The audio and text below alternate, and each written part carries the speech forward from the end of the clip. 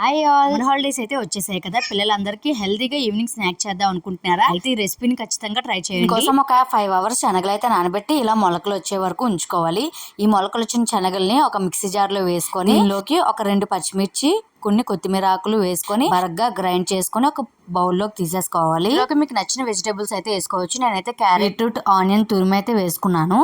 ఇందులోకి కొద్దిగా జీలకర్ర పొడి, గరం మసాలా, ధనియాల పొడి, ఒక 2 స్పూన్స్ శనగపిండి వేసుకొని కొద్దిగా రుచికి సరిపడా సాల్ట్ అయితే వేసుకొని బాగా కలిపేసుకోవాలి. ఇలా నేను చూపిస్తున్న విధంగా కలిపేసుకొని ఇలా రౌండ్ గా కట్లెట్స్ లా అయితే చేసుకోవాలి. ఇలా మొత్తం చేసుకున్నాన్ని పక్కన పెట్టేసుకొని ఇప్పుడు స్టవ్ ఆన్ చేసి ప్యాన్ పెట్టుకొని ప్యాన్ మీద షాలో ఫ్రై కి సరిపడా కొద్దిగా ఆయిల్ అయితే వేసుకొని స్టవ్ ని సిమ్ లోనే పెట్టుకొని రెండు వైపులా గోల్డెన్ బ్రౌన్ కలర్ వచ్చే వరకు బాగా ఫ్రై చేసుకొని టమాటా కెచప్ తో సర్వ్ చేసుకుంటే హెల్దీ శనగలతో కట్లెట్స్ అయితే రెడీ అండి. ఆయిల్ కూడా తక్కువే వాడుతున్నాం, ఇంకా మొలకలు వచ్చిన శనగలతో చేసాం కాబట్టి చాలా బాగుంటుందండి. నచ్చినట్టయితే ఒక లైక్ ఇచ్చేసి అయితే వెళ్ళడం మర్చిపోకండి. Thank you for watching.